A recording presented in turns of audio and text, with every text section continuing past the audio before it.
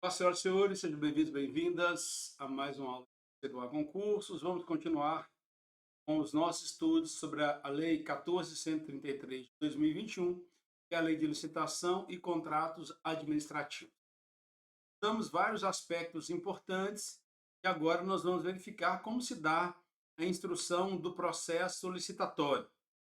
Para podermos verificar como esses procedimentos ocorrem, eu preciso que você abra o seu material de estudo, localize a lei, vá até o artigo 18. É ali que nós vamos tratar desse tema, a instrução do processo licitatório. Antes, porém, de olharmos para o artigo 18, propriamente dito, eu quero te lembrar que o processo de licitação, como nós estudamos no artigo 17, ele observa as seguintes fases em sequência. Nós temos a fase preparatória, logo em seguida, a divulgação do edital de licitação, a fase de apresentação de propostas e lances, quando for o caso, o julgamento, a habilitação, a fase recursal e a fase de homologação.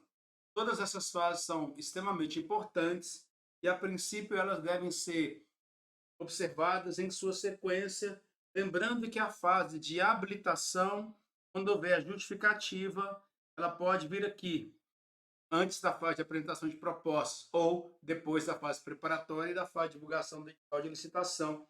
Ela pode ser movida a habilitação para esse ponto, em havendo justificativa, como nós já tivemos a oportunidade de analisar anteriormente. Trouxe o artigo 17 só para dizer que, como uma das fases é a preparatória, nós vamos verificar quais são os elementos que constituem, de maneira um pouquinho mais detida agora, essa fase.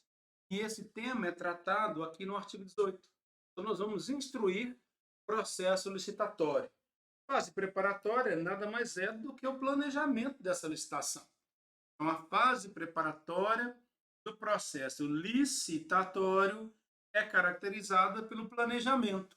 Sim, como quando a unidade em que você trabalha, por exemplo, vai fazer uma licitação, ela tem que colher uma série de orientações ou de elementos preliminares para que ela esteja em condições de colocar esse edital de licitação para o público. Tem que formatar esse edital de licitação.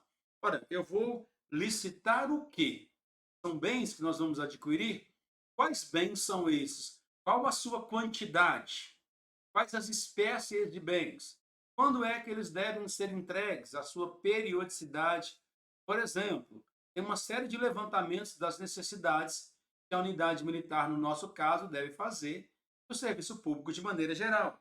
Então, essa fase preparatória do processo ela é caracterizada pelo planejamento e deve compatibilizar-se com o plano de contratações anual, de que trata o inciso 7 do caput do artigo 12 desta lei.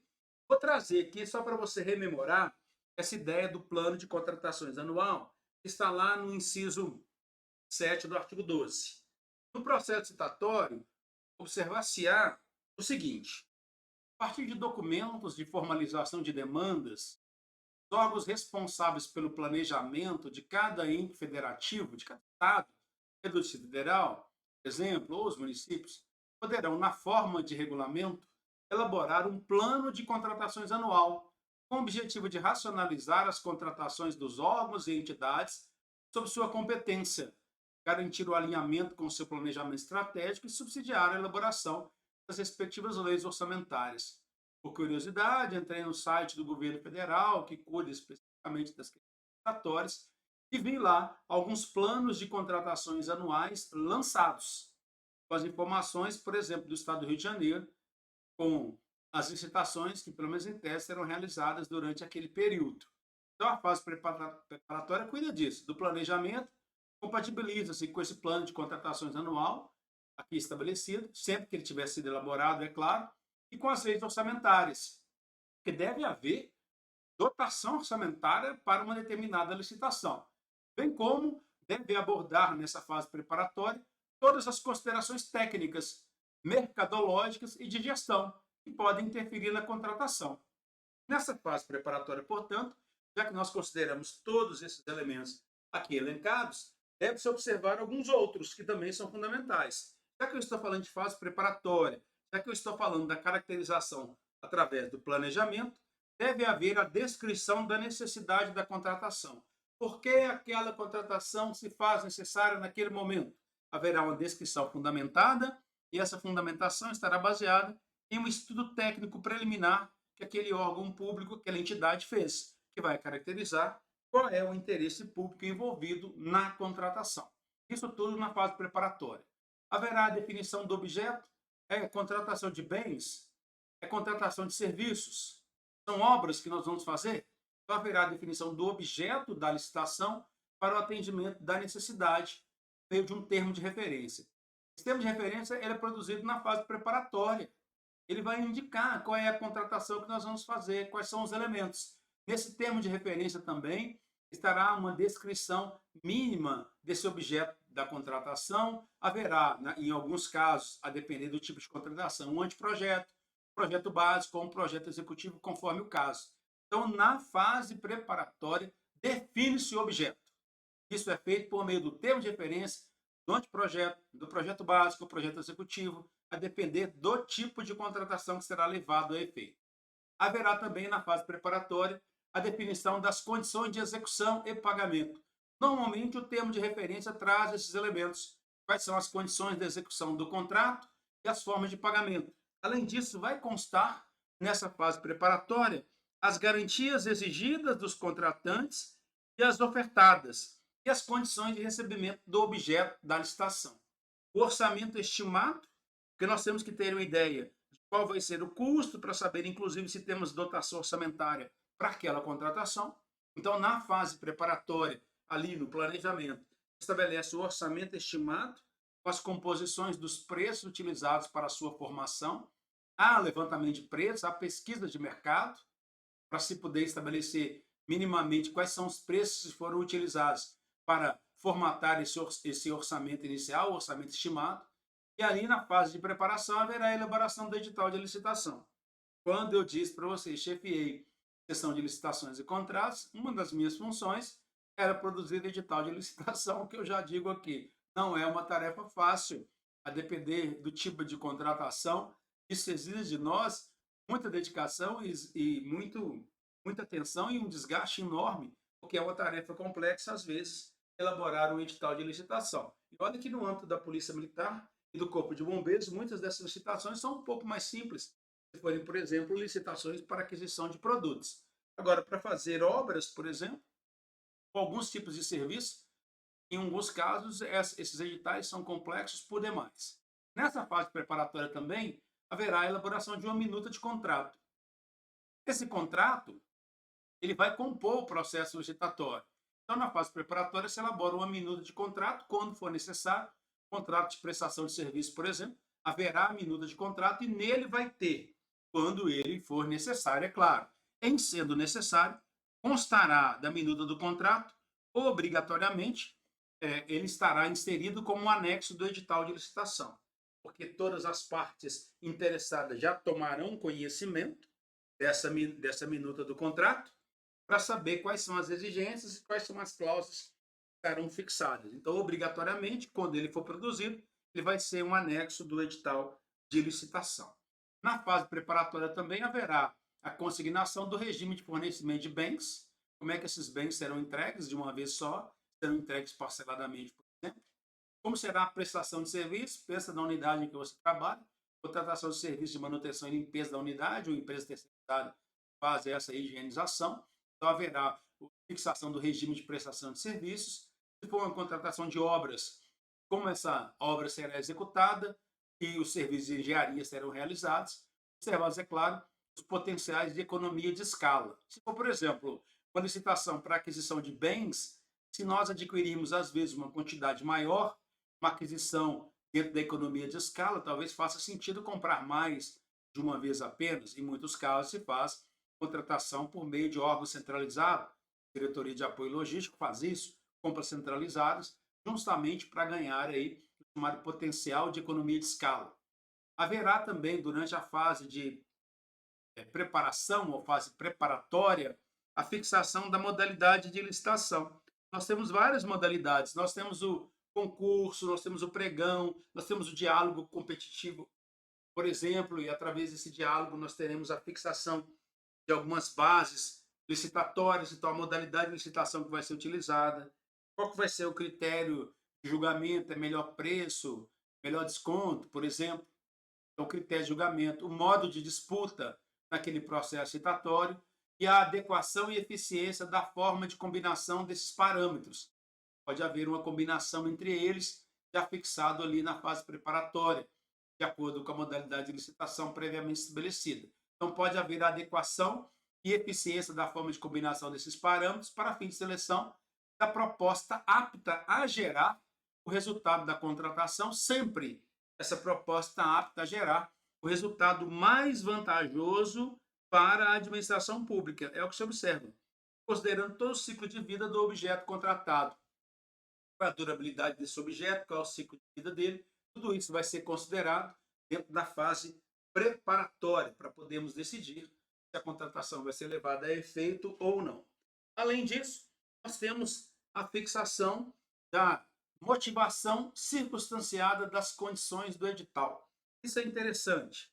Em se tratando de editais, principalmente daqueles editais em que vai haver a contratação de determinado serviço, que se exija uma qualificação técnica específica, o edital tem que deixar muito claro quais as razões dessa exigência de uma qualificação técnica específica, sob pena, eventualmente, de impedir que outros concorrentes participem. Esse é um ponto, às vezes, trabalhoso para se estabelecer no edital licitatório quando se exige determinada qualificação técnica. Uma empresa de engenharia, por exemplo, tem que ter uma qualificação técnica específica decorrente do objeto da licitação a que eles pretendem participar. Então, haverá a motivação circunstanciada das condições do edital, a justificativa, tais como justificativa de exigência de qualificação técnica, porque precisa, mediante indicação das parcelas de maior relevância técnica ou valor significativo do objeto. Vai estar especificado lá no edital, e isso é na fase preparatória. Haverá também a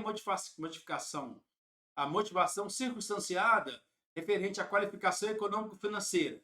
Essa qualificação econômico-financeira do licitante, ela vai ser estabelecida e justificada com base nos critérios de pontuação e julgamento das propostas técnicas, nas licitações com julgamento por melhor técnica ou técnica e preço, e justificativa das regras pertinentes à participação de empresas em consórcio. Todas essas regras relacionadas com qualificação técnica, qualificação econômico-financeira ou relacionadas com participação de empresas em consórcio, elas devem ser devidamente justificadas. É uma motivação circunstanciada de quais as razões que levaram a se prever tais exigências no edital.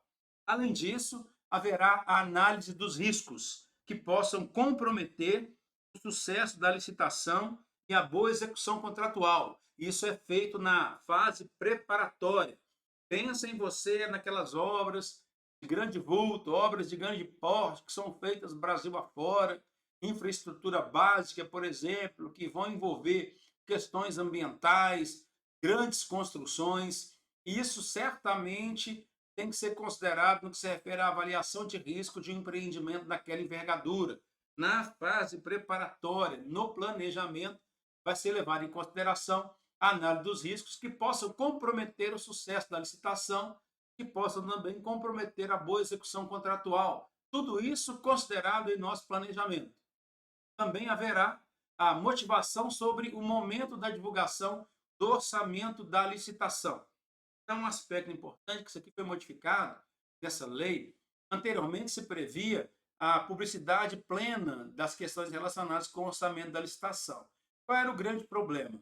Em alguns casos, quando se publica o orçamento da licitação, os licitantes tendem a apresentar os seus preços no valor mais próximo do montante máximo que a administração tem de recurso para contratar.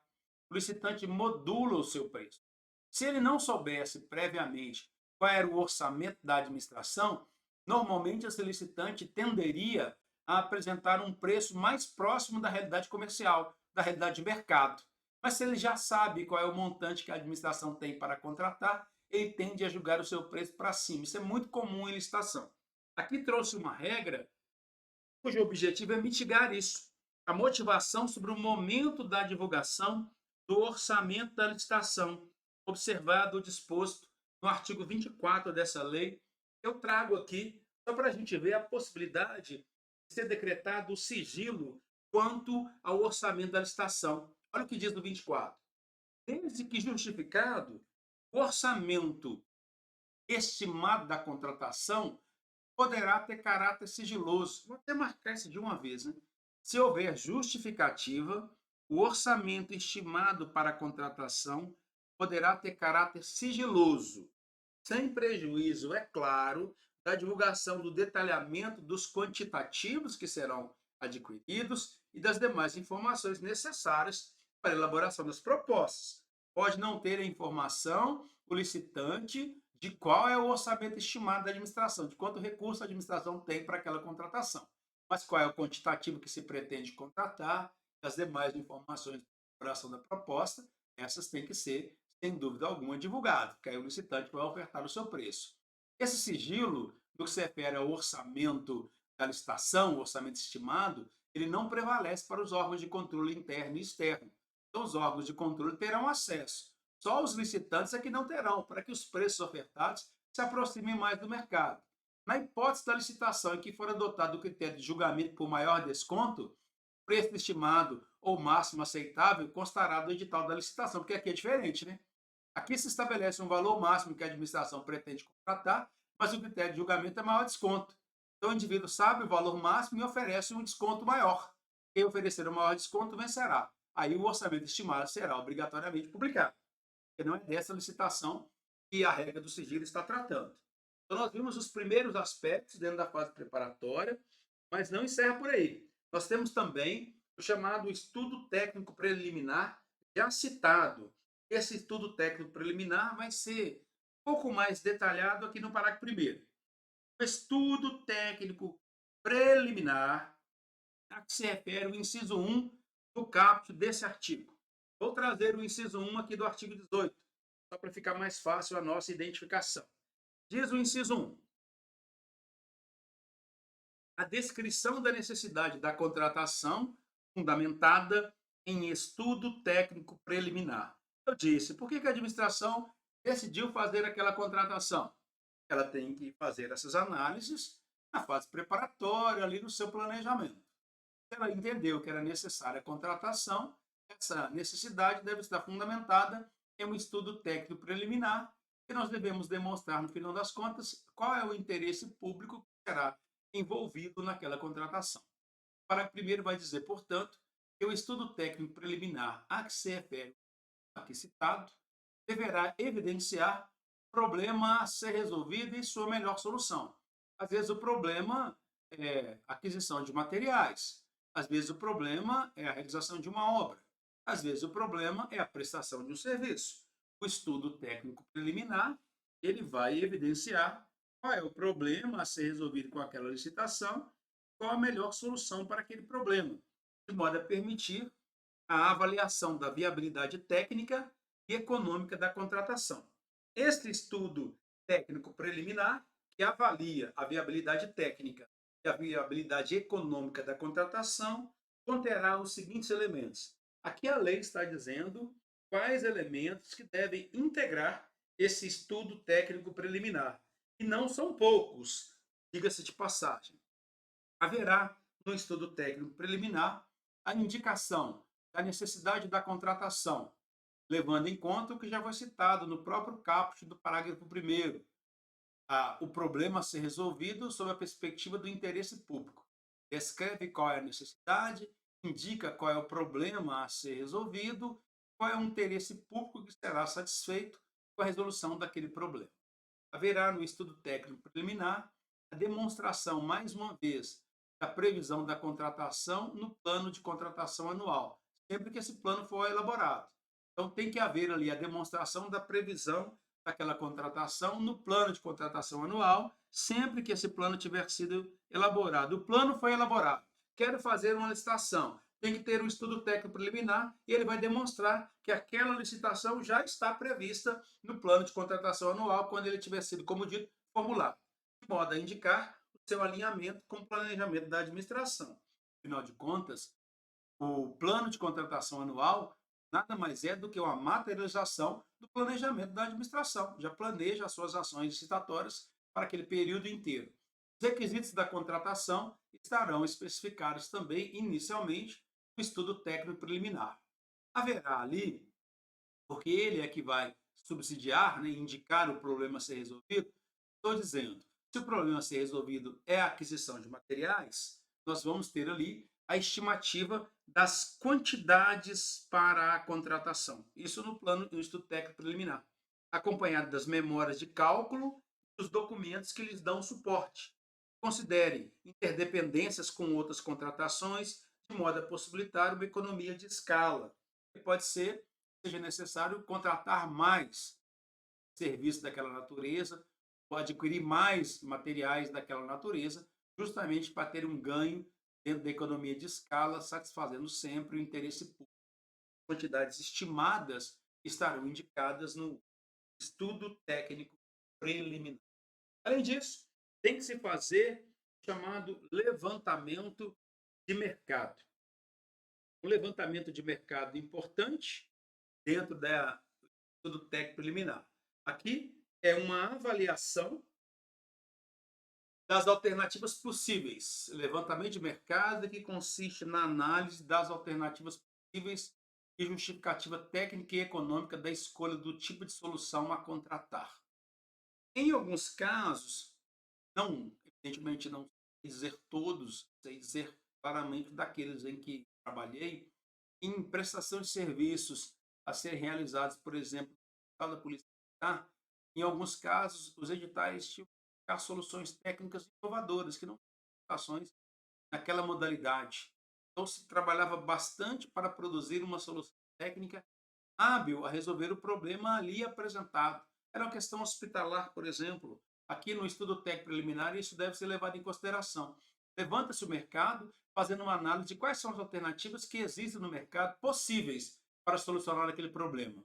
E a justificativa técnica e econômica da escolha daquele tipo de solução a contratar, lá no estudo técnico preliminar. Estimativa também do valor da contratação. O que nós pretendemos adquirir, o que nós pretendemos contratar e qual é o valor disponível para aquela contratação, a estimativa desse valor, acompanhada dos preços unitários referenciais, das memórias de cálculo e dos documentos que lhes dão suporte.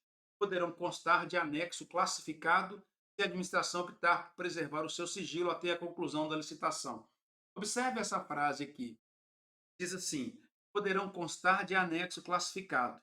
Classificado quer dizer que a administração impôs sigilo. Então, ela vai observar qual é o orçamento estimado, pode optar por colocar esse orçamento estimado em sigilo, justamente para preservar o caráter competitivo e para que os preços sejam mais próximos da realidade, os preços ofertados. Então, estima-se o valor, coloca-se no estudo técnico preliminar os preços unitários de referência que a gente tem, as memórias de cálculo, os documentos que dão suporte àquele valor da contratação, poderão eventualmente ter sua classificação sigilosa, se a administração entender que o sigilo vai preservar o interesse da administração até a conclusão da licitação. Haverá, no estudo técnico preliminar, a descrição da solução como um todo. Qual é a solução? É uma intervenção via obra? É um reparo que vai ser feito? É a aquisição? É a prestação de serviço? A descrição da solução como um todo, inclusive das exigências relacionadas à manutenção. Vai adquirir um material muito sensível? Como é que a manutenção vai ser feita? Quem é que vai prestar assistência técnica? Como? Quando for o caso, é claro. Se tratando de equipamento hospitalar, por exemplo, muitas vezes a assistência técnica tem que ser feita por uma empresa especializada, ou às vezes o próprio fabricante. Então, tudo isso vai estar previsto no estudo técnico preliminar. A justificativa para o parcelamento ou não da contratação. Pode-se optar, por exemplo, que a entrega de serviço seja parcelada. Por que se escolheu tal solução?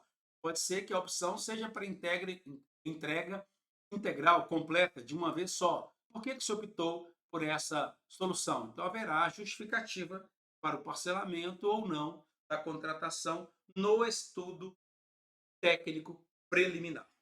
Dentro dele ainda haverá alguns outros elementos como demonstrativo dos resultados pretendidos em termos de economicidade. Nós vamos fazer tal contratação, qual é o aspecto de economia para a administração será alcançado. Demonstrativo, portanto, dos resultados pretendidos no que se refere à economicidade e de melhor aproveitamento de recursos humanos. Essa contratação, dessa maneira, vai aproveitar melhor os recursos humanos, vai aproveitar melhor os recursos materiais e financeiros disponíveis. Essas análises estarão apresentadas no estudo técnico preliminar. Com base nele, a administração vai considerar se é adequado realizar aquela contratação ou não, a chamada viabilidade técnica, viabilidade econômica.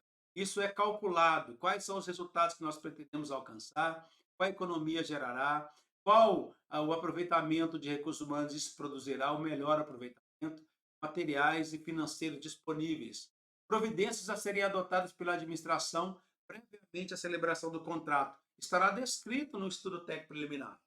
Quais as providências que a administração precisará adotar antes de celebrar o contrato, inclusive quanto à capacitação de servidores ou de empregados para fiscalização e gestão contratual. Olha só, em alguns casos, pode ser que a administração vai adquirir determinados materiais. Vou de novo para o aspecto hospitalar. Vai adquirir um scanner qualquer para colocar num hospital. Os militares que estão lá no hospital militar, ou os agentes públicos, servidores civis que atuam lá, os médicos contratados, os profissionais que vão lidar com aquele equipamento, têm capacitação técnica para utilizá-lo? Pode ser que a gente coloque o elefante branco lá, que ninguém tem a especialização necessária para aquela utilização. Esse cálculo, essa análise é feita no estudo técnico preliminar. Quais as providências? Nós teremos que capacitar servidores? É uma pergunta. Teremos. Quanto tempo demora para capacitar, por exemplo? Vai ser considerado. Ou serão necessários empregados para fiscalização e para gestão contratual? Nós temos esses servidores em condições de fazer a fiscalização e gestão contratual ou não? No estudo técnico preliminar haverá a previsão sobre contratações correlatas ou interdependentes. Tem contratações já existentes similares a essa? Tem contratações que estão vinculadas a essa, que de certa forma tem uma dependência com essa? Sim ou não? Isso vai ser respondido no estudo técnico preliminar. Além disso, terá a descrição de possíveis impactos ambientais e respectivas medidas mitigadoras. O serviço contratado, a obra contratada, gerará impacto ambiental? Se vai gerar impacto ambiental, uma hidrelétrica, por exemplo, que vai ser construída, uma usina que vai ser construída, gerará impacto ambiental? Quais são as medidas para mitigar esses impactos? Vai estar no estudo técnico preliminar, incluindo requisitos de baixo consumo de energia e de outros recursos, bem como logística reversa para o desfazimento e reciclagem de bens e refugos quando aplicável. Ora, naquela intervenção que vai ser feita, naquele serviço que vai ser contratado, naquela obra, nós teremos ali resíduos. Esses resíduos, como é que serão desfeitos? O descarte desses resíduos? Poderá haver a reciclagem? Como é que esses refugos serão tratados? Isso tudo deve estar previsto no estudo técnico preliminar. O posicionamento conclusivo sobre a adequação da contratação para o atendimento da necessidade a que se destina. Produz-se o estudo preliminar, chega-se à conclusão dizendo: com as análises produzidas, é adequado fazer essa contratação ou não é adequado fazer essa contratação, porque ela vai realizar os fins a que se destina ou ela não vai realizar os fins a que se destina. O estudo técnico preliminar é uma serventia fundamental que ele traz todas as bases para os demais atos que serão praticados dentro de um processo licitatório. Você viu que ele tem uma série de regras, ele é fundamental, mas não encerra por aí. É complementado ainda com alguns outros elementos que eu aqui ainda destaco. Diz o parágrafo 2º. O estudo técnico preliminar deverá conter, pelo menos, ao menos, os elementos previstos nos incisos 1, 4, 6, 8 e 13 do parágrafo 1º. Então, vou trazer aqui só para a gente lembrar. Esse estudo técnico preliminar deverá conter, pelo menos, esses são obrigatórios, a descrição da necessidade da contratação, considerando o problema a ser resolvido sob a perspectiva do interesse público. A descrição vai estar lá no estudo técnico preliminar. Estimativas de quantidades para a contratação, acompanhadas das memórias de cálculo e dos documentos que lhes dão suporte, que considerem interdependências com outras contratações, de modo a possibilitar economia de escala. Vai estar junto no nosso estudo técnico preliminar. Além disso, estimativa de valor de contratação, acompanhada dos preços unitários referenciais, das memórias de cálculo e dos documentos que lhes dão suporte, que podem estar, por exemplo, classificados com grau de sigilo, se a administração entender necessário. Estará constando no nosso estudo técnico preliminar, pelo menos. Justificativas para o parcelamento ou não da contratação e haverá o posicionamento conclusivo para saber se é adequado ou não a contratação. Então, esse estudo técnico deve conter pelo menos os elementos aqui previstos e, quando não contemplar os demais elementos previstos no referido parágrafo, deve apresentar as devidas justificativas. Logo, o parágrafo 2º está dizendo que os elementos aqui citados, eles são os mínimos que devem estar integrando o estudo técnico preliminar. Se por acaso os outros elementos lá citados no parágrafo 1º não estiverem no estudo técnico preliminar, devem justificar o porquê eles não foram inseridos. Mas os aqui citados, dos incisos 1, 4, 6, 8 e 13, são obrigatórios de integrar o estudo técnico preliminar. Além disso, temos o parágrafo 3º, que ainda cuida do tema. Em se tratando de estudo técnico preliminar para a contratação de obras e serviços comuns de engenharia. Obras e serviços comuns de engenharia, não são aqueles serviços com uma grande complexidade ou heterogeneidade. São obras e serviços comuns. Se demonstrada a inexistência de prejuízo para a aferição dos padrões de desempenho e qualidade almejados, a especificação do objeto poderá ser realizada apenas em termos de referência ou em projeto básico, dispensada a elaboração de projetos. Então, eu vou pegar aqui uma ideia de obras e serviços. Participei de uma licitação em que foi contratado uma obra e um serviço de recomposição de um determinado telhado, que apresentava um problema, não foi classificado como obra, foi classificado como serviço, mas era um serviço de engenharia. Era um serviço de engenharia comum. Naquela licitação não foi necessário fazer um projeto. O termo de referência foi suficiente para subsidiar aquele processo citatório. O que aqui está descrito é mais ou menos esse exemplo que eu trouxe.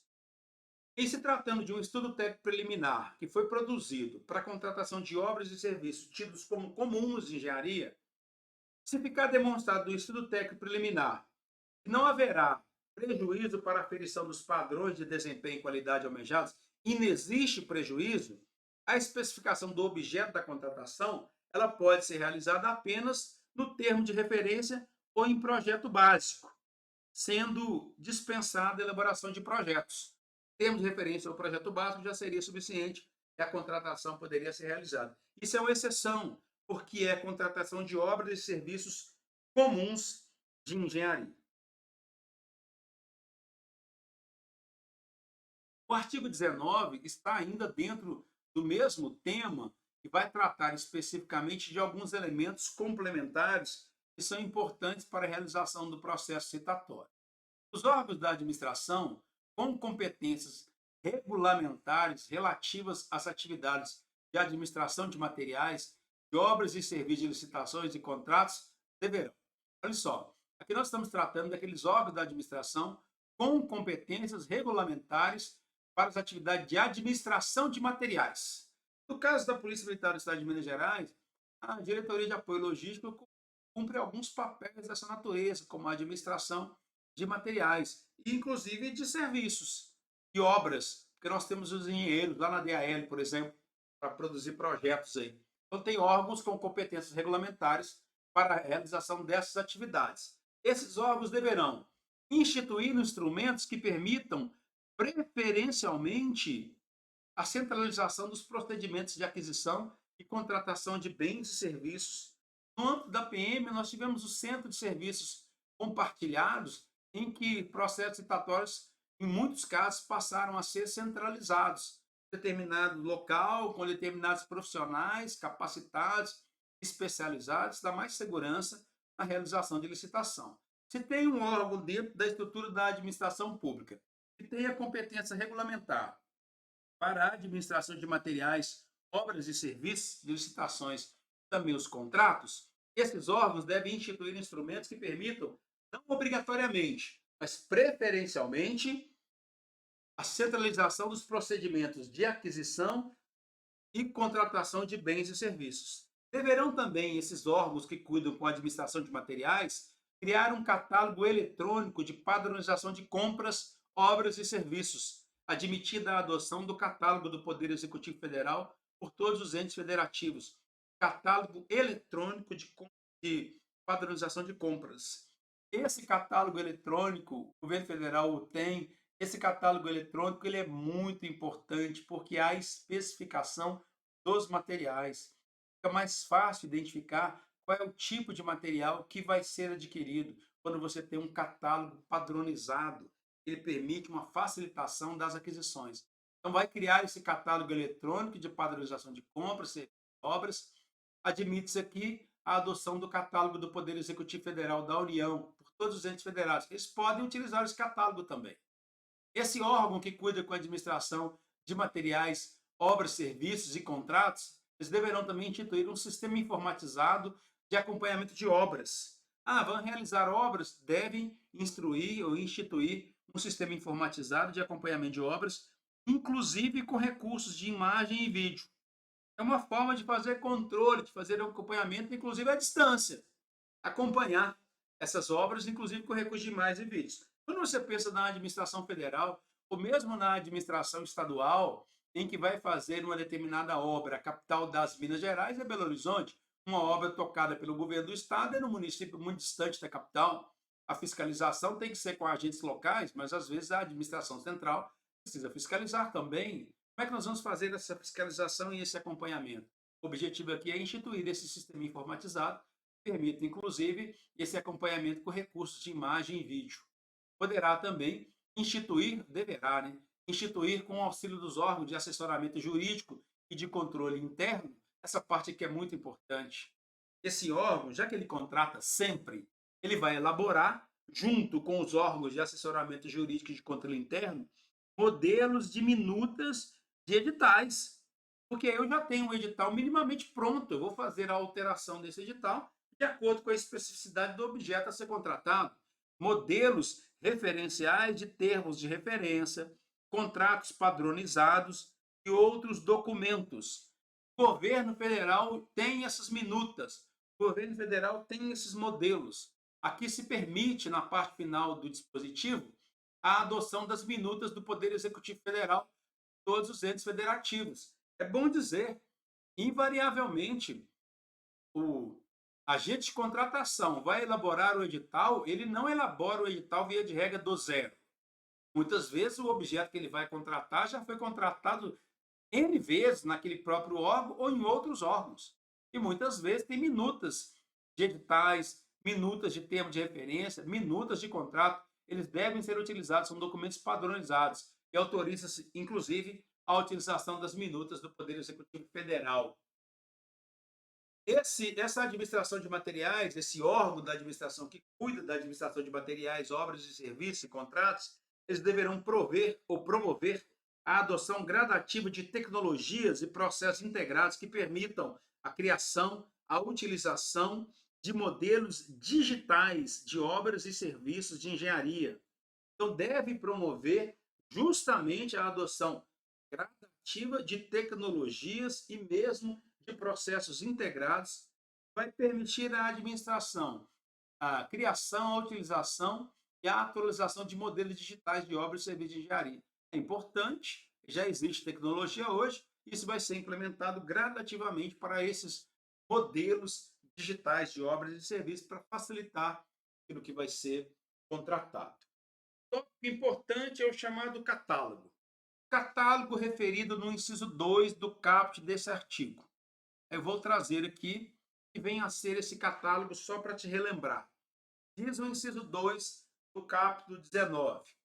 A administração, com competências regulamentares, o órgão, né, relativas à atividade de administração de materiais, obras e serviços e de licitações e contratos, deverão criar um catálogo eletrônico de padronização de compras, serviços e obras, sendo permitida a adoção do catálogo criado pelo Poder Executivo Federal. Esse catálogo, a que se refere o inciso 2, ele poderá ser utilizado em licitações cujo critério de julgamento seja o de menor preço ou de maior desconto. O critério de julgamento utilizado vai ser o critério de menor preço. Vamos usar esse catálogo eletrônico para a utilização de compras, porque ali nós já temos, inclusive, alguns levantamentos de preços. Ou se o critério de julgamento a ser utilizado é o de maior desconto, nós temos a referência de preços no catálogo eletrônico de padronização. Então, ele será utilizado no menor preço ou maior desconto, que são os critérios de julgamento, e vai conter esse catálogo toda a documentação e os procedimentos próprios da fase interna das licitações, antes da divulgação digital, assim como as especificações dos respectivos objetos, conforme disposto em regulamento. Tudo isso estará integrando esse catálogo. Além disso, diz o parágrafo 2º, a não utilização do catálogo eletrônico. Existe o catálogo eletrônico, ele foi implementado, ele deve ser utilizado, principalmente se tratando de licitações cujo critério de julgamento seja de menor preço ou de maior desconto. Mas aí vem o esclarecimento do parágrafo 2º. A não utilização do catálogo eletrônico de padronização de que trata o inciso 2 ou dos modelos de minutas de que trata o inciso 4, criou-se o catálogo, instituiu-se também os modelos de editais, de termos de referência, minutas de contrato, etc. A não utilização do catálogo eletrônico ou desses modelos de minutas de que trata o inciso 4 do artigo deverá ser justificada por escrito e anexada ao respectivo processo licitatório. O agente de contratação ou a comissão de contratação pode entender, por exemplo, que o catálogo não atende à necessidade daquela contratação específica. Logo, eu não vou usar o catálogo. Justifica a razão pela qual dispensou o catálogo. A justificativa é por escrito e essa manifestação vai ser anexada ao processo citatório. Não vou usar as minutas de editais, de termo de referência, as minutas de contrato, não vou usar. Explica por quê. É uma contratação diferente, muito específica, que os modelos não alcançam a complexidade da licitação em curso. Justifica por escrito e anexa a justificativa ao processo licitatório. Esse é o tema, parágrafo 2º aqui retratado. Mas nós temos ainda a regra do parágrafo 3º. Nas licitações de obras e serviços de engenharia e arquitetura, obras e serviços de engenharia e arquitetura. Sempre que for adequado ao objeto da licitação, e vai depender do que está sendo contratado, será, não obrigatoriamente, será preferencialmente adotada a modelagem de informação da construção, é o chamado BIM. Esse é o modelo virtual de construção, essa modelagem de informação da construção. São modelos tridimensionais, inteligentes. Eles vão abranger aí a criação, o gerenciamento e o compartilhamento de informações sobre um projeto de construção, modelos virtuais de construção. Atualmente, quando a gente vai contratar um projeto de engenharia para uma casa que nós vamos construir, normalmente o engenheiro já nos pergunta se a gente quer ali um modelo digital tridimensional para a gente ver como é que a casa vai ficar posteriormente. Esse BIM é mais ou menos algo parecido com isso. São modelos tridimensionais que serão utilizados. É a modelagem da informação da construção. A utilização dessa modelagem, ela não é obrigatória, preferencialmente deve ser adotada, e ela vai ser adotada quando for adequada ao objeto da licitação, uma construção, por exemplo. Ou tecnologias e processos integrados similares a esse BIM ou mais avançados do que ele, ou que venham a substituí-lo. Essas licitações de obras e engenharia, se for adequado, preferencialmente isso deve ser utilizado. Se em uma contratação particular a engenharia e a arquitetura já utilizam essa modelagem tridimensional, quiçá o poder público deve também, de idêntica forma, fazê-lo. Assim, nós temos a regra do artigo 20, vai trazer uma discussão que já foi, inclusive, regulamentada pelo poder público. Foi regulamentada e eu vou trazer a indicação de qual foi essa regulamentação. Nós temos a citação de um decreto federal que vai cuidar desse tema. O tema é espinhoso, que é para poder determinar, por exemplo, que venha a ser qualidade comum, que venha a ser artigo de luxo, mas como nós estamos respondendo a uma prova de caráter fechado, eu preciso muito desse caput do artigo 20. Os itens de consumo adquiridos para suprir as demandas da estrutura da administração pública. Comprar papel, para utilizar no escritório, canetas, marcadores de texto, carga para cartuchos para impressoras, por exemplo, e outros objetos. Esses itens adquiridos para suprir as demandas da estrutura da administração pública deverão ser de qualidade comum. Deverão ser de qualidade comum. Qualidade comum é aquilo que pode, com certa tranquilidade, ser especificado no edital. Qualidade comum, não uma qualidade superior à necessária para cumprir as finalidades às quais se destinam. Não precisa ser de uma qualidade superior extrema. Não. Mas a qualidade comum é aquela não superior à necessária para cumprir as finalidades para as quais aquela contratação se destina. E é vedada, proibida a aquisição de artigos de luxo.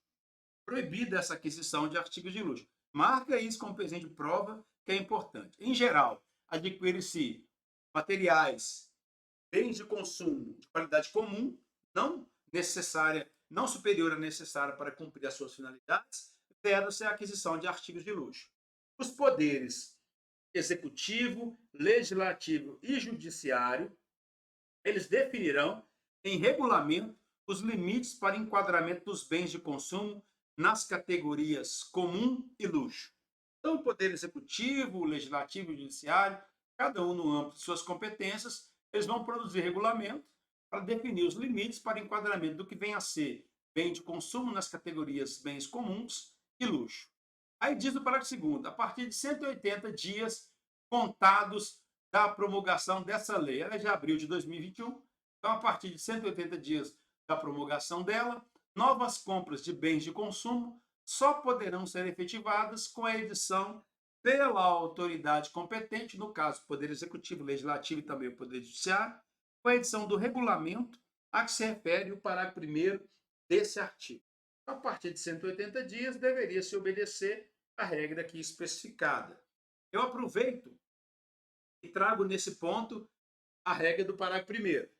Os poderes executivo, legislativo e judiciário definirão em regulamento os limites para o enquadramento dos bens de consumo nas categorias comum e luxo.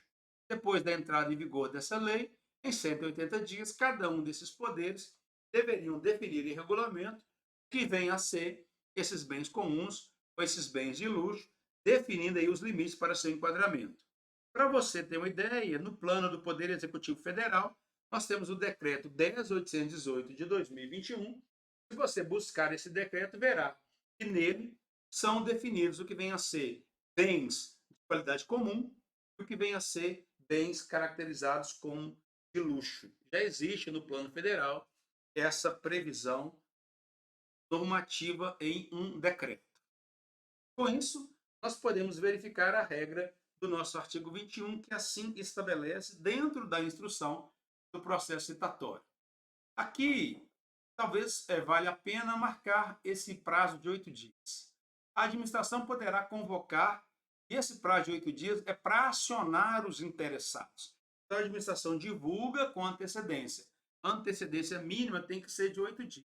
Se a divulgação, a convocação for no intervalo menor, já haverá irregularidade. Então, a administração poderá, ela não é obrigada a fazê-lo, ela poderá convocar com antecedência mínima de 8 dias úteis, antecedência mínima de 8 dias úteis, com audiência pública, presencial ou à distância, na forma eletrônica.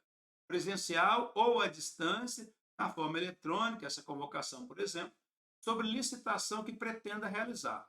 Ela quer adquirir determinados materiais ou realizar determinadas obras ou serviços. Então, ela pode, se entender necessário, discutir aquele ponto, convocar a sociedade para uma audiência pública. Entre a convocação e a realização da audiência tem que ter um intervalo mínimo de 8 dias úteis. Essa audiência pública pode ser presencial, você vê muito isso no Poder Legislativo, ou pode ser à distância e na forma eletrônica, sobre a licitação que pretende realizar, com a disponibilização aos interessados, e disponibilização prévia, é claro, informações pertinentes inclusive de estudo técnico preliminar, de elementos do edital de licitação, ele ainda não foi concluído, alguns elementos desse edital, e com a possibilidade de manifestação de todos os interessados. A sociedade participa, eventuais licitantes participam, e aquilo ali, na audiência pública, ajuda a administração a delimitar melhor o edital que vai ser produzido, também delimitar de maneira mais adequada o objeto da contratação. É muito importante, em alguns casos, a realização de audiência pública, principalmente naquelas licitações que vão gerar impactos ambientais, a título de exemplo. A administração também poderá submeter a licitação à prévia consulta pública. Uma é a audiência pública, a outra é a consulta pública. Então, a administração também pode, se entender adequado, submeter a licitação a uma prévia consulta pública, mediante a disponibilização de seus elementos a todos os interessados. Poderão formular sugestões no prazo fixado. Submete à coletividade, que é consulta pública, normalmente eletrônica, e a sociedade e os interessados vão formulando sugestões. Com base nessas sugestões, a administração vai depurando o edital que vai ser produzido para depois colocá-lo ou divulgá-lo, convocando os interessados a participarem da licitação propriamente dita. Eu posso ter uma audiência pública ou pode ter também consultas públicas para encontrar melhores soluções para a administração. O edital poderá contemplar matriz de alocação de risco. Existem determinadas contratações públicas que são, por sua natureza, extremamente arriscadas. Então, o edital vai poder trazer em seu corpo uma matriz de alocação de riscos. Esses riscos serão considerados entre o contratante, o licitante e o contratado, que é a administração.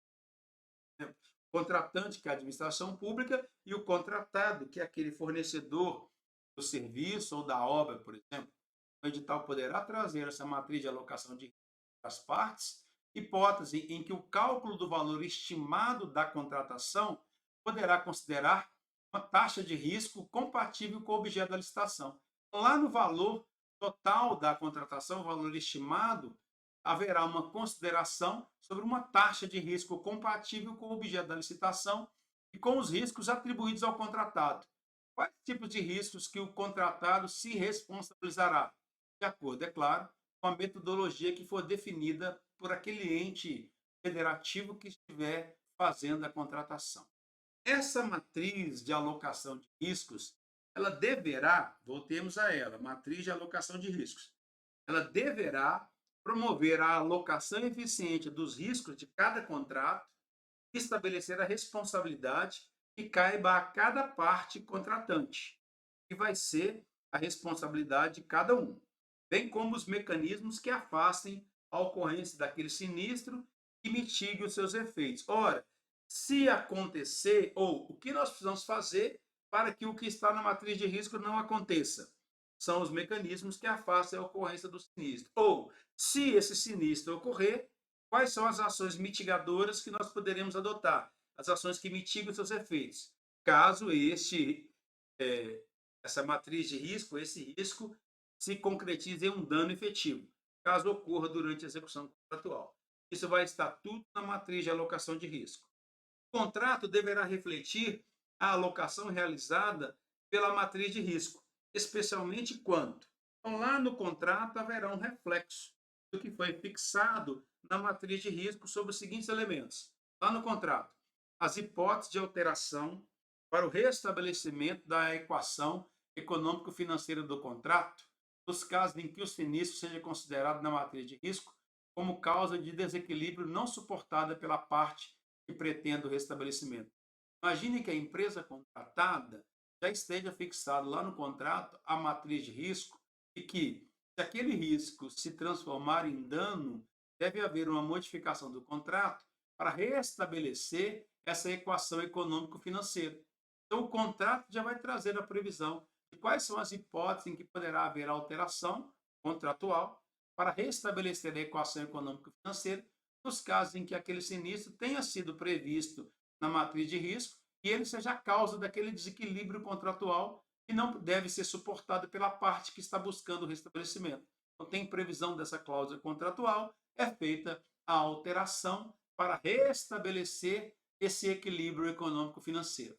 O contrato também deverá refletir baseado na matriz de risco que foi produzida, nessa matriz de alocação de risco, a possibilidade de resolução quando o sinistro majorar excessivamente ou impedir a continuidade da execução contratual.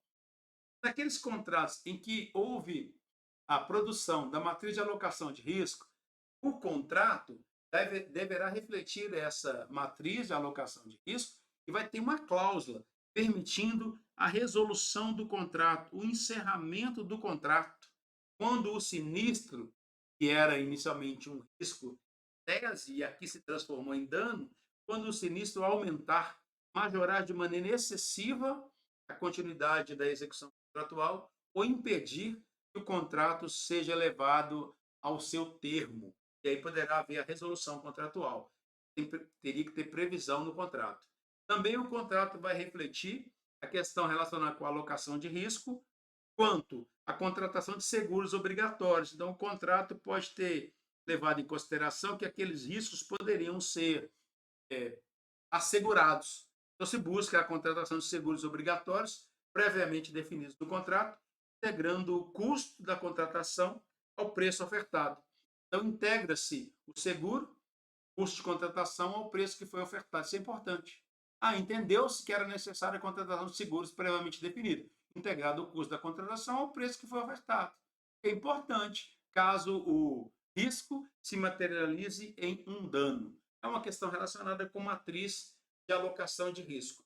Mas esse tema não se encerra aqui, essa matriz de alocação de risco. Nós temos ainda a questão relacionada com o parágrafo terceiro. Quando a contratação se referir a obras e serviços de grande vulto.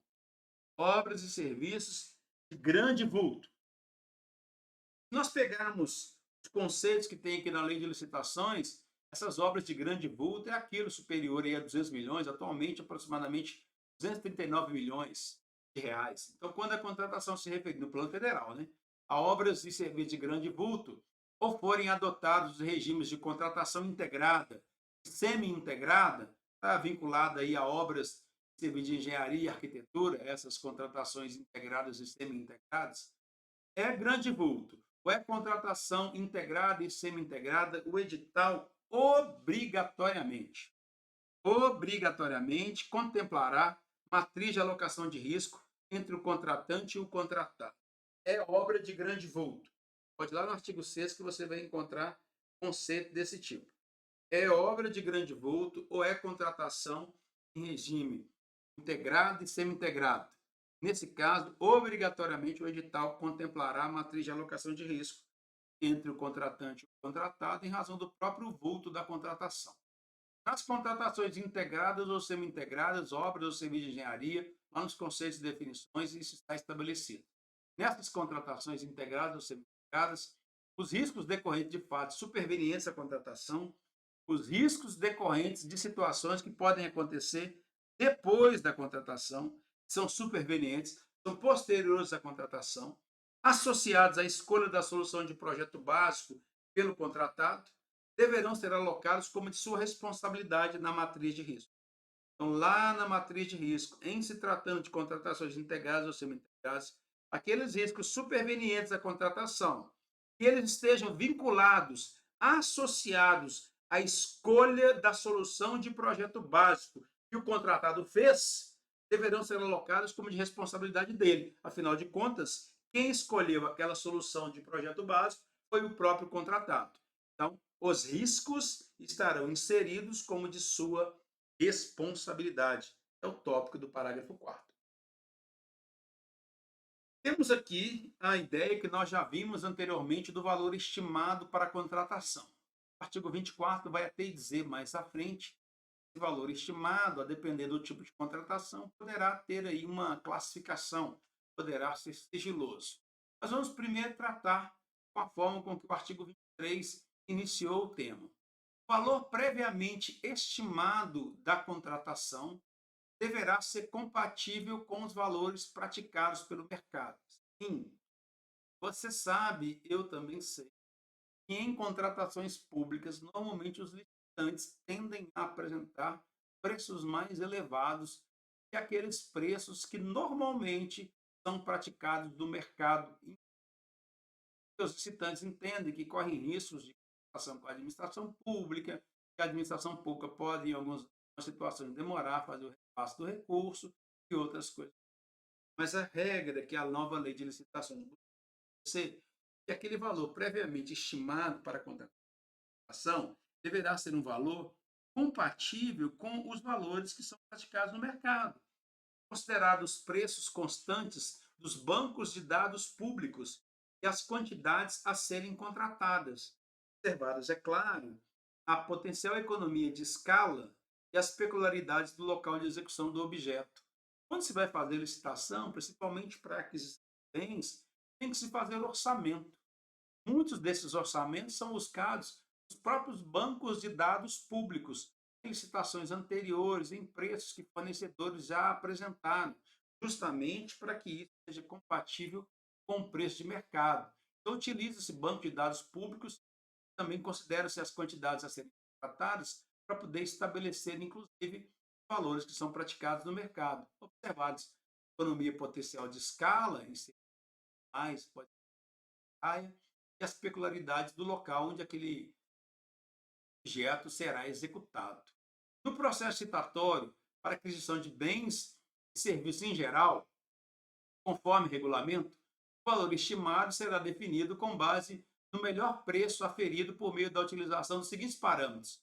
Olha que ponto importante. Estou tratando de uma aquisição de bens e contratação de serviços em geral, aquilo que é mais comum. Então, eu tenho um regulamento trazendo a previsão, é claro, o valor estimado será definido com base no melhor preço. Como é que esse melhor preço vai ser definido? Ele é aferido por meio da utilização dos seguintes parâmetros, adotados de forma isolada ou de forma combinada. Ele diz aí, combinado ou não. Aqui é o parâmetro para nós podermos definir qual é o melhor preço. A composição de custos unitários, menores ou iguais à mediana do item correspondente no painel para consulta de preços ou no banco de preços em saúde disponíveis no Portal Nacional de Contratações Públicas. Então, nós temos um Portal Nacional de Contratação Pública. Com base nele, nós podemos chegar aí ao menor preço disponível, menor preço aferido. Como é que se faz? Uma composição de custos unitários, faz o levantamento, vê qual é o custo unitário daquele produto, ou faz uma mediana daquele produto, de acordo com o item correspondente no painel para consulta de preços ou banco de dados de preços em saúde disponível do Plano Nacional de Contratações Públicas. Faça uma mediana de acordo com a quantidade que vai ser adquirida e estabelecendo qual é o preço ali fixado para ver se ele é o melhor preço. As contratações similares feitas pela administração pública, contratações similares, já contratei no passado, vou contratar novamente, são contratações similares. Esse melhor preço aferido ele pode ser verificado da seguinte maneira. Observa-se nas contratações similares feitas pela administração pública em execução ou concluídas no período de 1 ano anterior à data da pesquisa de preço. Eu olho para trás, no período de 1 ano anterior à data da pesquisa de preço, inclusive mediante sistema de registro de preço, observado o índice de atualização de preços correspondentes. Então, é só olhar para trás, naquela contratação que está em execução, ou que foi concluída no período de 1 ano anterior à data da pesquisa de preço, vejo quais foram os preços que foram praticados ali. Inclusive, olhando no sistema de registro de preço. Ali nós podemos saber quais foram os preços pagos para buscar o melhor preço aferido aqui para a nova contratação. Pode-se utilizar também dados de pesquisa publicada em mídia especializada. E tem mídia especializada que publica, principalmente se tratando de obras de serviço de engenharia e arquitetura. A utilização de dados de pesquisa publicada em mídia especializada. Pode-se utilizar uma tabela de referência formalmente aprovada pelo Poder Executivo Federal e de sítios eletrônicos especializados ou de domínio amplo, desde que contenham a data e a hora de acesso. Em atividades de engenharia, por exemplo, você consegue calcular em sites específicos o valor do metro quadrado naquela localidade, o tipo de material que vai ser utilizado. Então, existem sítios na internet especializados que nos permitem fazer aí um levantamento desses preços para poder definir qual é o melhor preço. Pode-se utilizar também, e esse aqui já utilizei várias vezes, pesquisa direta com no mínimo 3 fornecedores, e pegando orçamentos, mediante solicitação formal de cotação. Faz a cotação para o fornecedor, desde que seja apresentada uma justificativa da escolha desses fornecedores. Por que esses? Que não tenham sido obtidos orçamentos com mais de 6 meses de antecedência da data da divulgação do edital. Vou fazer um esclarecimento aqui. Quando a gente vai fazer cotação com fornecedores, a depender de certo produto, muitas vezes o fornecedor não quer participar dessa cotação, não quer te apresentar o preço, ele não tem interesse naquela licitação, então ele não apresenta o preço. E aí a gente tem dificuldade para fazer orçamento. Em muitos casos, tive eu que ligar pessoalmente para fornecedores solicitando ao meu amigo, por gentileza, forneça o preço aqui para mim para que eu possa fazer o processo licitatório, porque aí eu vou ter o preço de mercado, vou conseguir estabelecer aqui qual é o preço mínimo ou máximo para a nossa contratação. Se não tem essa situação nos bancos públicos dos registros anteriores, pode ser feito com a pesquisa com no mínimo 3 fornecedores, solicita a eles formalmente uma cotação, desde que se apresente a justificativa das razões que foram aqueles fornecedores específicos, eram os únicos disponíveis no mercado, por exemplo, que não tenham sido obtidos os orçamentos com mais de 6 meses de antecedência da data da divulgação do edital. Ora, não se conseguiu. Então, vamos direto na pesquisa com 3 fornecedores. Ou então, pode ser, para definir o melhor preço aferido, uma pesquisa na Base Nacional de Notas Fiscais Eletrônicas, na forma do regulamento. Acessa a Base Nacional de Notas Fiscais Eletrônicas e, com base nessas notas fiscais eletrônicas, vai se conseguir saber quais eram os preços que estavam sendo praticados. E aí a gente tem um preço de mercado para poder orientar o nosso processo solicitatório. Isso aqui é importante em se tratando de bens e contratação de serviços em geral. Mas tem aqui mais alguns complementos ainda dentro desse tema de fixação de preço. No processo licitatório, agora é para a contratação de obras e serviços de engenharia, um pouquinho mais complexo. Na contratação ou no processo licitatório para obras e serviços de engenharia, conforme o regulamento, o valor estimado acrescido do percentual de benefícios e despesas indiretas de referência e dos encargos sociais cabíveis, esse valor estimado acrescido desse percentual de benefícios e encargos sociais, ele será definido por meio da utilização de parâmetros na seguinte ordem. O que nós queremos aqui é um orçamento estimado para obras e serviços de engenharia. Como é que esse orçamento vai ser composto? Então, nós vamos observar os seguintes parâmetros, e esses parâmetros têm uma ordem de observância. Vamos observar a composição de custos unitários menores ou iguais à mediana do item correspondente do sistema de custos referenciais de obras. Então, tem um ciclo. Esse sistema de custos referenciais de obra, observa-se o preço, custo unitário menores ou iguais à mediana, lá nesse sistema, para serviços e obras de infraestrutura de transporte. Ou observa-se a composição de custos do Sistema Nacional de Pesquisa de Custos e Índices de Construção Civil, que é o SINAP, para as demais obras e serviços de engenharia. Então, em primeiro lugar, para que a gente possa fazer o levantamento do que se refere ao valor estimado para obras e serviços. Bom lugar para se olhar essa composição de custos unitários menores ou iguais à mediana no CICRO ou no SINAP. Ali se faz esse levantamento inicial. Ou então se observa a utilização de dados de pesquisa publicada em mídia especializada. Obra e serviço de engenharia, eu havia dito anteriormente, tem muita obra especializada, tem muito site especializado que cuida disso. Tem revista especializada que apresenta esses levantamentos para a gente poder indicar um valor estimado. Então, pode-se utilizar dados de pesquisa publicada em mídia especializada, tabela de referência formalmente aprovada pelo Poder Executivo Federal, e sítios eletrônicos especializados ou de domínio público, desde que contenham nesses levantamentos a data e a hora em que aquele sítio, aquele site da internet foi acessado. Pode-se também utilizar para fazer o levantamento do valor estimado contratações similares feitas pela administração pública, igual foi dito anteriormente, com execução ou concluídas no período de 1 ano anterior à data da pesquisa de preços, observado o índice de atualização, preços correspondentes. Ou pode-se utilizar a pesquisa na Base Nacional de Notas Fiscais Eletrônicas também, como foi feito para aquisição de bens, pode-se fazer também para obras e serviços, utilizando a pesquisa na Base Nacional de Notas Fiscais. Com isso, seria possível produzir um levantamento do valor estimado para aquela contratação. A administração pública está obrigada a fazer. Assim estabelece o parágrafo 3º. Nas contratações que forem realizadas, por exemplo, por municípios, por estados da federação, os 26 estados, ou pelo Distrito Federal, nós temos mais de 5.000 municípios, 26 estados e um Distrito Federal. Essas contratações, desde que elas não envolvam recursos da União, então vale a pena marcar. Contratações pelos demais entes federados que não sejam, claro, que não seja a União. Se não envolver recursos da União, o valor previamente estimado da contratação, a que está citado o caput, poderá ser definido por meio da utilização de outros sistemas de cursos adotados pelo respectivo ente federado.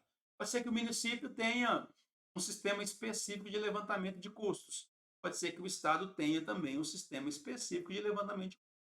Se aquela contratação não envolve recurso da União, pode-se utilizar esse recurso específico. Não precisaria utilizar o regramento.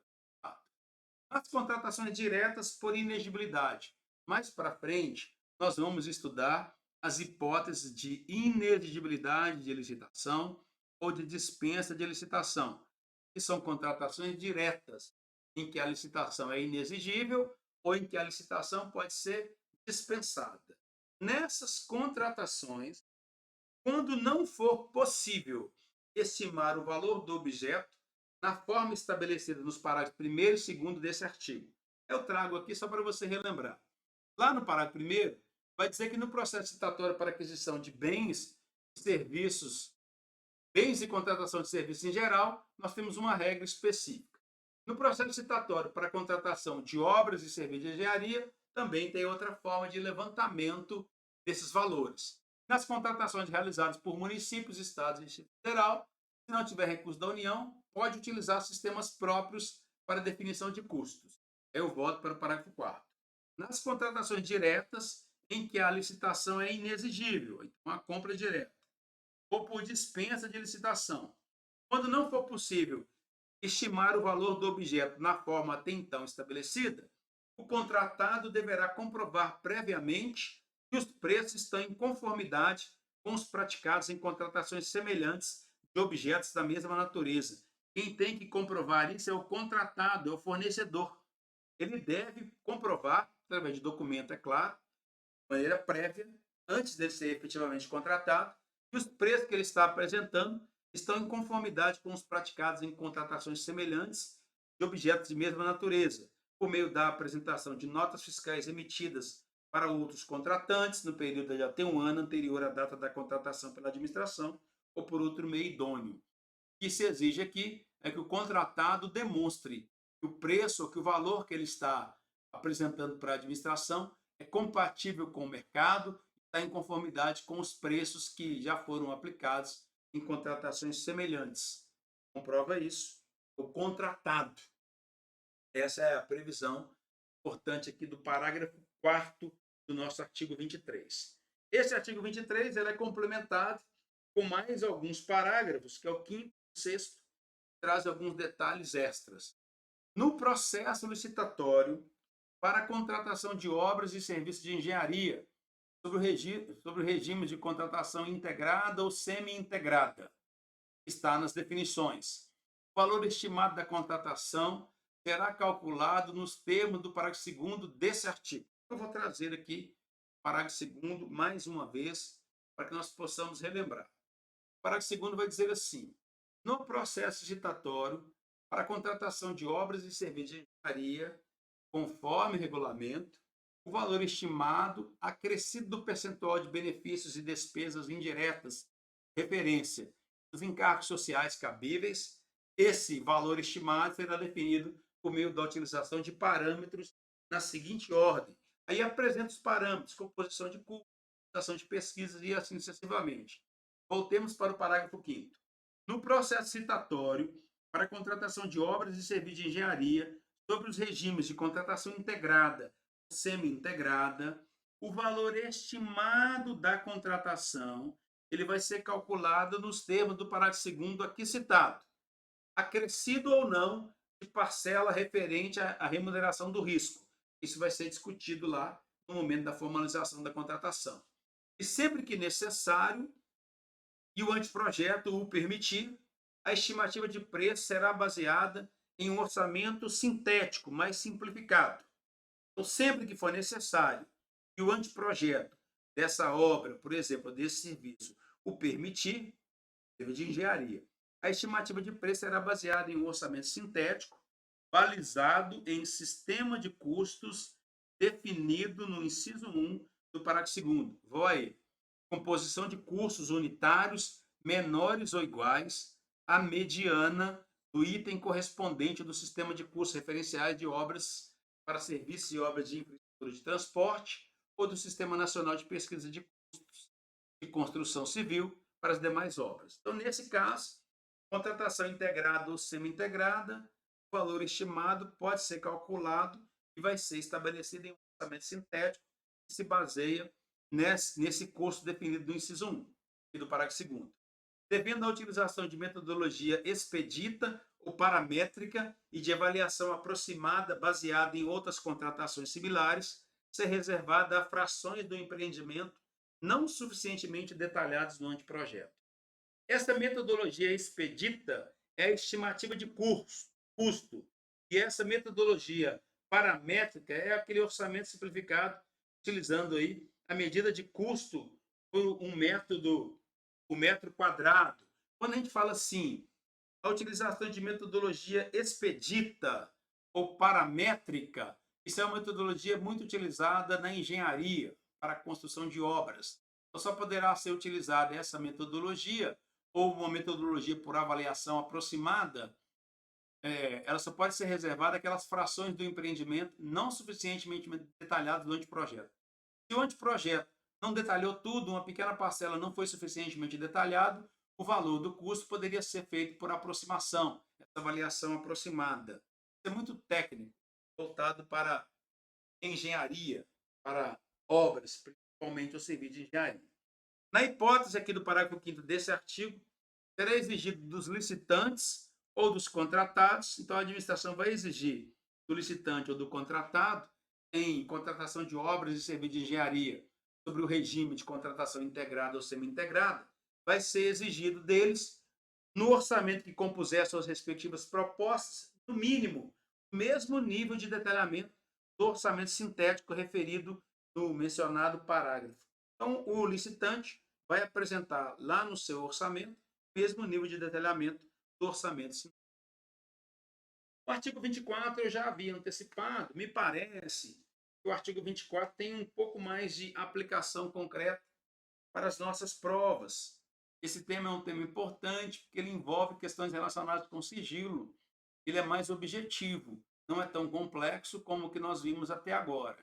Então, diz o artigo 24, desde que justificado, não haverá ali por escrito uma fundamentação. O orçamento estimado da contratação poderá ter caráter sigiloso. Eu já te adiantei por que isso. Ora, em alguns casos, manter o orçamento estimado da contratação em caráter sigiloso é importante para a administração, porque, nesse caso, os licitantes não saberão qual é o recurso máximo que a administração vai alocar. Quando o licitante sabe disso, eu já citei antes, ele tende a apresentar um preço, um valor mais alto, chegando próximo daquele montante total que a administração pretende contratar. Nesse caso, como ele não sabe qual é o orçamento estimado, o licitante tende a apresentar um preço mais próximo do preço de mercado. É por isso que, em havendo justificativa, o orçamento estimado da contratação poderá ter caráter sigiloso, sem prejuízo, é claro, da divulgação dos quantitativos, porque os licitantes têm que saber qual é o quantitativo que a administração pretende contratar para ofertar, inclusive, o seu preço e as demais informações necessárias para a elaboração das propostas. E, nesse caso, o sigilo não prevalecerá para os órgãos de controle interno e externo. O sigilo só prevalece para o público externo, para os licitantes, por exemplo, para as demais pessoas, mas ele não prevalece para os órgãos de controle. Os órgãos de controle interno e externo saberão qual é o valor estimado, o orçamento estimado, justamente para fazer verificação da regularidade dessa licitação. Na hipótese da licitação em que for adotado o critério de julgamento por maior desconto, o preço estimado ou o máximo aceitável constará do edital de licitação, certo? Se o Critério de julgamento foi o maior desconto. O indivíduo tem que saber, o licitante, preço estimado ou máximo aceitável. Ele vai constar do edital da licitação para que o indivíduo ofereça, em cima daquilo, um desconto maior. E aquele que oferecer o maior desconto será o vencedor daquele processo licitatório, porque é o critério de julgamento aqui estabelecido. Caminhando para o final desse tópico, ele é importante, traz muitos detalhes, é claro. O edital deverá conter o objeto da licitação. Isso aqui não tem problema. O edital tem que dizer o que nós vamos contratar. Então, tem que ter o objeto da licitação e tem que ter as regras relativas à convocação dos licitantes. Deve trazer as regras relacionadas ao julgamento daquelas propostas, à habilitação. Então, quais são os requisitos para a habilitação? Estarão previstos no edital. Aos recursos, inclusive a citação lá dos prazos recursais, a forma para onde apresentar o recurso, as penalidades da licitação em caso de descumprimento, a fiscalização, como será feita essa fiscalização da prestação de serviço, por exemplo, do fornecimento de bens, e a gestão do contrato, a entrega do objeto, quando é que ele será entregue e as condições de pagamento. Veja que, nesse caso, o artigo 25 trouxe todos os detalhes que deverão constar no edital da licitação. Convocação dos licitantes, o julgamento, a habilitação, recursos, as penalidades em caso de descumprimento, a fiscalização, a gestão do contrato, a entrega do objeto e as condições de pagamento. Sempre que o objeto o permitir, porque tem objetos que não permitem, a administração adotará minutas padronizadas de edital e de contrato com cláusulas uniformes. Ótimo! Tem uma minuta padronizada. Adote-se a minuta padronizada do edital, adota-se a minuta padronizada do contrato com cláusulas uniformes, que serão aplicadas de idêntica maneira. Desde que, conforme demonstrado em estudo técnico preliminar, não haja ou não sejam causados prejuízos à competitividade do processo licitatório, também não seja causado prejuízo à eficiência do respectivo contrato, o edital poderá prever a utilização de mão de obra, materiais, tecnologias e matérias-primas existentes no local da execução, conservação e operação do bem, serviço ou obra. Imagine você uma obra em um local muito distante de um grande centro. Faz bastante sentido que, em não havendo prejuízo para o processo licitatório, para a sua competitividade, ou mesmo para a eficiência do contrato, é bastante razoável que se utilize mão de obra local, materiais locais, tecnologia local, matéria-prima local. Isso vai incrementar o desenvolvimento econômico daquela localidade e isso vai também reduzir os custos para a administração, já que se está utilizando mão de obra do local onde o serviço, por exemplo, será prestado, onde a obra será desenvolvida. Mas isso só poderá ser adotado quando não houver prejuízo para a competitividade ou haja prejuízo para a eficiência do respectivo contrato. Aí o edital poderá prever essa utilização. Todos os elementos do edital, incluídos minuta de contrato, termo de referência, anteprojeto, projetos e outros anexos, deverão ser divulgados em sítio eletrônico oficial, no site oficial daquele ente federado. Isso é importante para dar a publicidade para aqueles interessados em participar da licitação. Todos os elementos que compõem esse edital serão divulgados, é a publicidade máxima, em sítio eletrônico oficial, na mesma data da divulgação do edital, sem a necessidade de registro ou identificação para acesso. Significa que, para o público em geral, que vai acessar esse documento, não precisa se cadastrar em nada, não precisa ter senha de nada, não precisa se identificar. Qualquer um pode acessar essa documentação para tomar ciência, inclusive para fazer a fiscalização dessas compras feitas pelo Estado.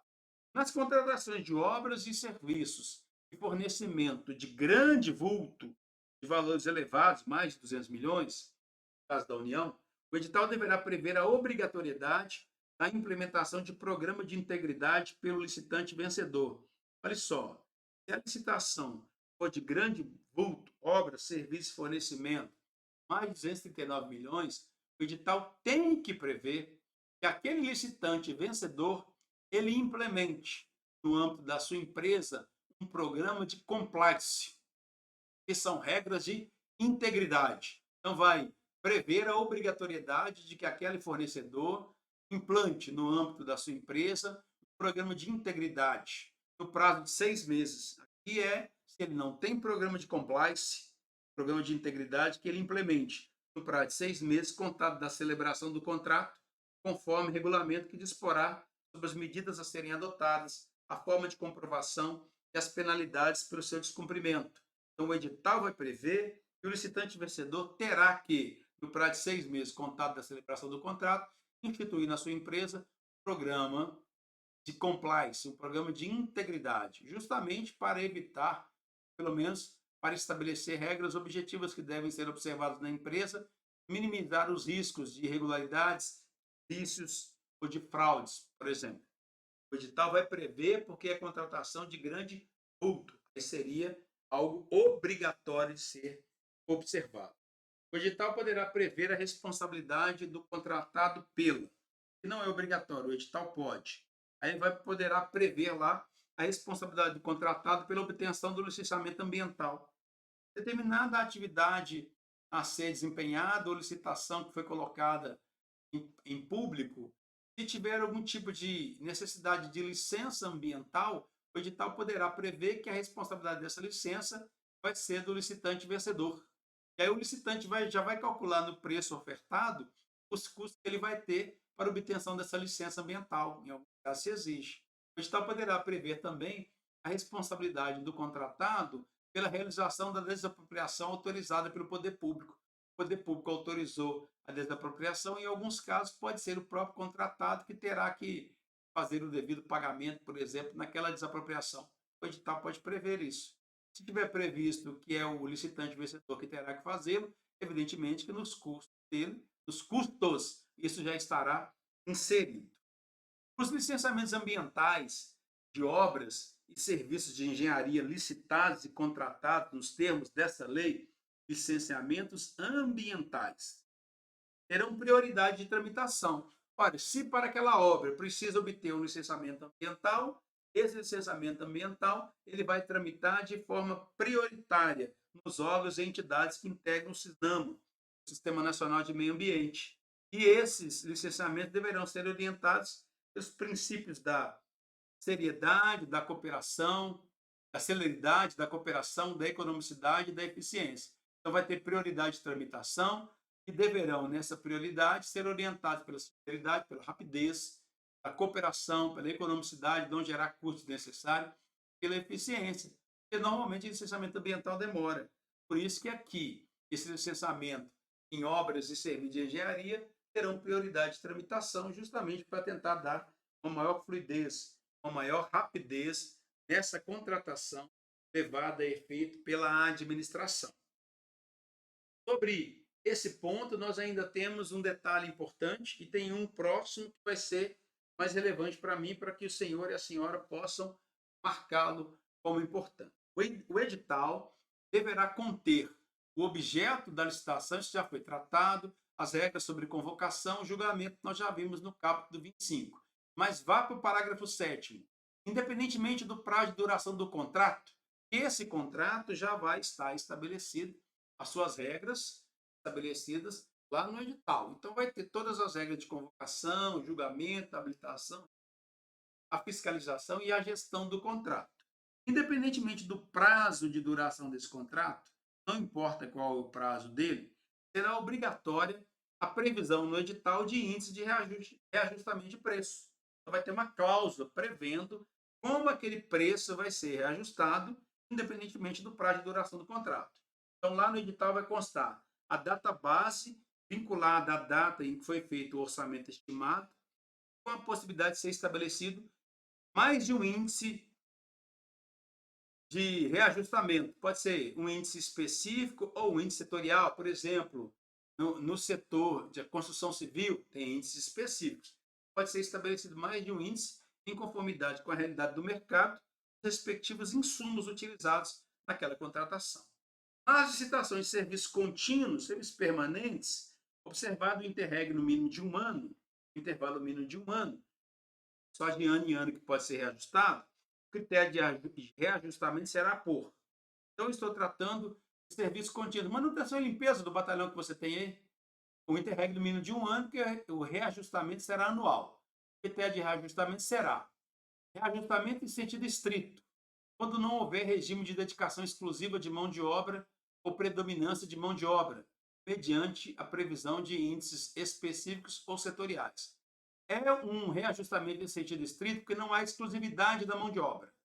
Então, utiliza-se índices específicos ou setoriais. Agora, quando tiver exclusividade da mão de obra, a lei não chamou nem de reajustamento, ela chamou de repactuação. Repactuação quando houver regime de dedicação exclusiva de mão de obra ou predominância de mão de obra, mediante demonstração analítica da variação de custos. É muito comum, por exemplo, esses contratos na administração que nós temos aí, de serviço de manutenção e limpeza, em que há uma exclusividade de mão de obra, são sempre as mesmas pessoas que estão lá no batalhão.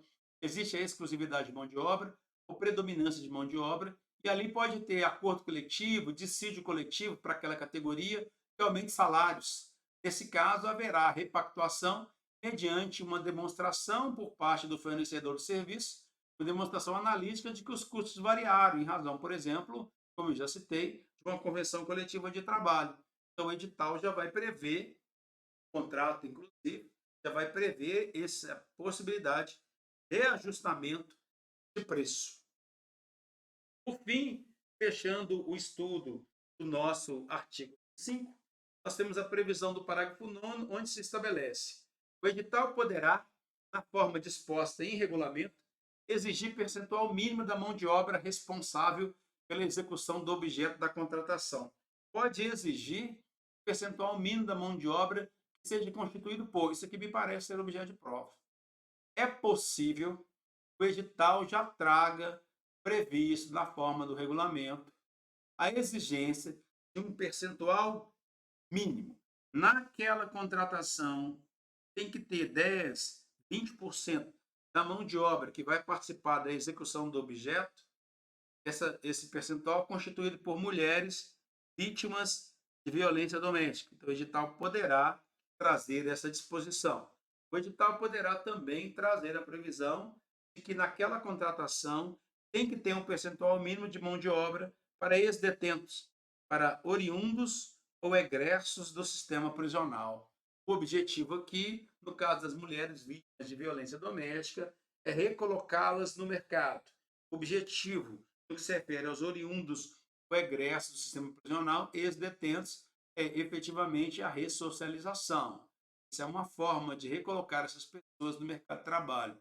É possível que o edital traga tal decisão na forma do regulamento, exigindo esse percentual mínimo.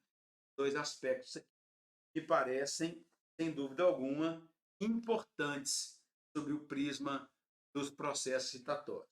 Para concluir, falaremos dos artigos 26 e 27, notas breves. No processo de licitação, poderá ser estabelecida uma margem de preferência. Essa margem de preferência, ela é possível, é viável, quando, por exemplo, naquela contratação se dá uma preferência a materiais produzidos pela indústria nacional em detrimento de materiais produzidos por indústrias estrangeiras. Tal pode trazer essa margem de preferência, observe. No processo de licitação, poderá ser estabelecido margem de preferência para bens manufaturados e serviços nacionais que atendam às normas técnicas brasileiras. Então, estabelece ali uma margem de preferência que a contratação tem que ser de bens e serviços nacionais, desde que esses bens e serviços atendam às nossas normas técnicas. Pode também trazer uma margem de preferência para bens reciclados, recicláveis ou biodegradáveis, conforme o regulamento. Então, pode, no processo de licitação, ser estabelecido margem de preferência? Sim, preferência para a indústria nacional, bens manufaturados e serviços nacionais, ou bens reciclados, recicláveis ou biodegradáveis. A margem de preferência de que trata o caput desse artigo, ela vai considerar, será definida em decisão fundamentada do Poder Executivo Federal, no caso do inciso 1. Então, no caso do inciso 1, em se tratando de bens manufaturados e serviços nacionais que atendam às normas técnicas brasileiras, quem vai dizer qual é essa margem de preferência, qual é o percentual de margem de preferência, vai ser o Poder Executivo Federal. Então, uma decisão fundamentada do Poder Executivo Federal, nesse caso do inciso 1. Depois, a margem de preferência ela poderá ser de até 10%. Essa é a margem máxima. Até 10% sobre o preço dos bens e serviços que não se enquadrem no disposto do inciso 1 ou 2 do caput desse artigo. Então, poderá ser de até 10% a margem de preferência sobre os preços dos bens e serviços que não se enquadrem no disposto nos incisos 1 ou 2 do caput desse artigo. Ou poderá a margem de preferência ser estendida a bens manufaturados e serviços originários de estados partes do Mercosul, Mercado Comum do Sul. Então, a margem de preferência pode dizer, olha, temos um percentual tal dessa margem de preferência que serão adquiridos de bens manufaturados pelo Mercosul, desde que haja, é claro, reciprocidade com o país prevista em acordo internacional aprovado pelo Congresso Nacional e ratificado pelo Presidente da República. Pode-se estabelecer uma margem de preferência de produtos que foram manufaturados, por exemplo, na Argentina, desde que a Argentina também aplique essa mesma margem de preferência quando a aquisição de materiais dos seus processos citatórios. E, é claro, tem aí um acordo internacional referendado pelo Congresso, aprovado pelo Congresso, ratificado pela Presidência da República. Então, existe a possibilidade de aplicação de margem de preferência. Para os bens manufaturados nacionais e serviços nacionais resultantes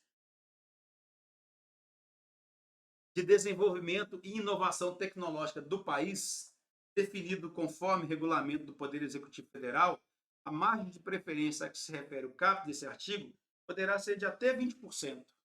Então, estou tratando de bens nacionais e serviços nacionais buscando a inovação e desenvolvimento tecnológico do país. Aqui poderia ter a margem de preferência de até 20%.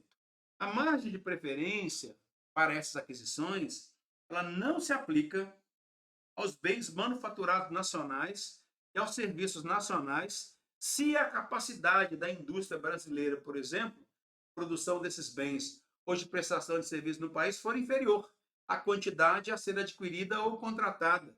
O Brasil precisa adquirir uma quantidade X de materiais. Na pandemia isso aconteceu muito, tivemos muitas licitações internacionais, porque a indústria nacional não era capaz de fornecer a quantidade necessária daqueles produtos relacionados para a área de saúde. Então, essa margem não será aplicada quando a indústria nacional, quando os serviços nacionais, a capacidade de produção desses bens ou de prestação desses serviços for inferior à quantidade a ser adquirida ou contratada. Não se aplica a regra de preferência, a margem. Também não se aplicará essa margem aos quantitativos fixados em razão do parcelamento do objeto, quando for o caso. Se a indústria nacional não tem condições de produzir, vai produzir em uma quantidade inferior, não se aplica a margem de preferência aos quantitativos fixados em razão do parcelamento do objeto. Aquele parcelamento do objeto, a indústria nacional não consegue fornecer tudo. Não se aplica a margem de preferência. Essa é a exceção da aplicação dessa margem de preferência. Parágrafo 6º, assim estabelece. Os editais de licitação para a contratação de bens, serviços e obras poderão, mediante prévia justificativa da autoridade competente.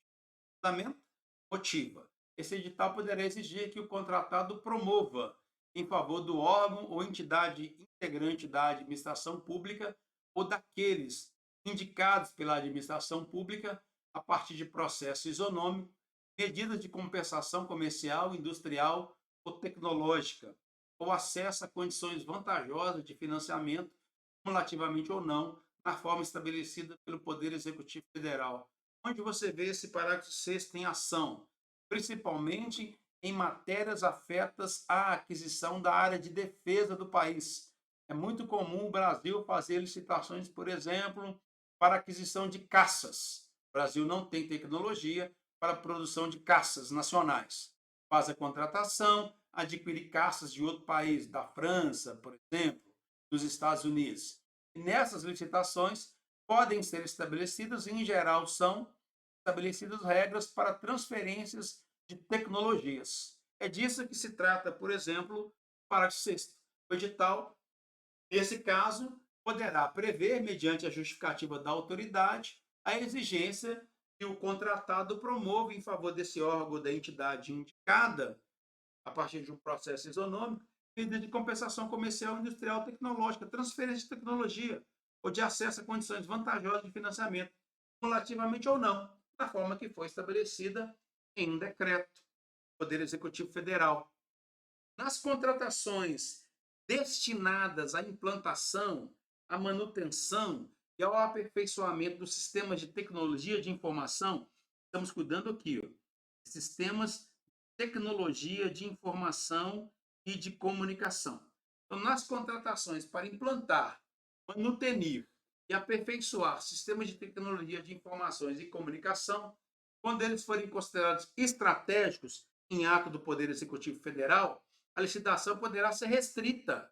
A licitação poderá ser restrita, nesse caso, a bens e serviços com tecnologia desenvolvida no Brasil, tecnologia nacional, produzidos de acordo com o processo produtivo básico da Lei 10.176. É uma reserva de mercado. Essa lei trabalha com a capacitação e competitividade do setor de tecnologia da informação.